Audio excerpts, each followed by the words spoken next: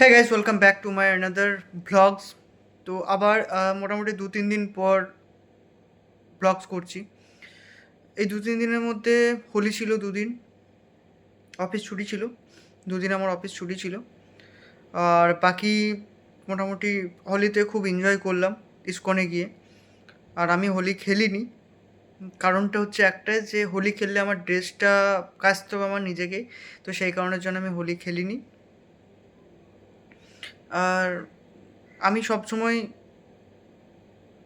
কিছু কিছু জিনিস থেকে অনেক দূরে থাকি, ঠিক আছে? আহ, মানে এটা আমার চিন্তা ভাবনা। আমি যেটা আমার ইচ্ছা নেই আমি সেটা করি না, যেটা আমার ইচ্ছা সেটা আমি করি।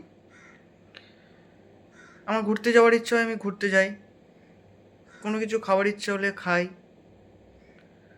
কোথাও বন্ধুর সঙ্গে ঘুরতে ডাকা, সব কিছু মোটামুটি এইখানে শিখে গেছি। আর অফিসের কাজ তো মোটামুটি চলছে। আর চুলগুলো আমার একটু অন্যরকম হয়ে গেছে। বাকি কালকে ইস্কনের খাবার দাবার তো চরম ছিল 2 দিন ধরে। আর এই হোলিতে ইস্কনটা কেমন সাজিয়েছে তো দেখিয়েছি, খুব সুন্দর। আর আজকের ভ্লগসটা হচ্ছে যে কলকাতায় যখন কাজ করতাম, তো জানোই তো এজিএসে কাজ করতাম। তো সেইখানে মোটামুটি কিছু বান্ধবী আমার হয়েছিল, খুব সুন্দর। আর তারপরে অফিসের কাজ মোটামুটি শিখে গেছিলাম।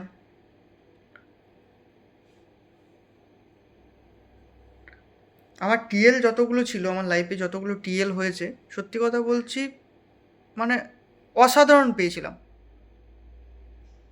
লাস্ট যেটা আমার টিএল ছিল সেটা হচ্ছে অরিন্দম দা, অরিন্দম গোস্বামী। তার আগে ছিল শুভম। তো আমার যতগুলো আমার লাইফে টিএল ছিল মোটামুটি সবগুলোই ভালো ছিল। আমাদের মধ্যে বন্ডিংটা খুব ভালো হতো, বিশেষ করে আমার সঙ্গে। আর কাজও একটু একটু শিখেছিলাম।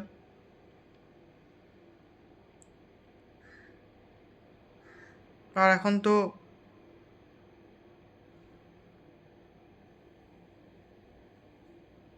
কাজ তো করতেই হয়।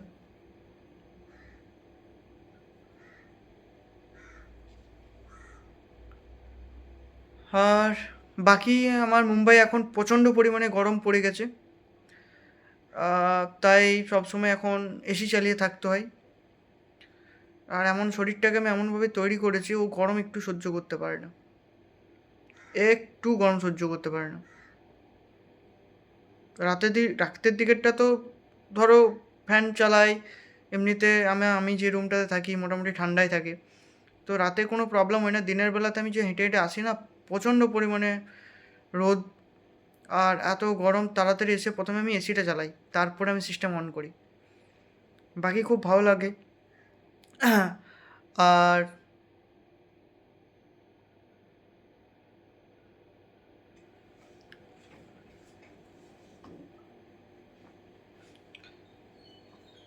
তো নিজের কিছু কথা, নিজের কিছু স্মৃতি, এটাই হচ্ছে আমাদের জীবন।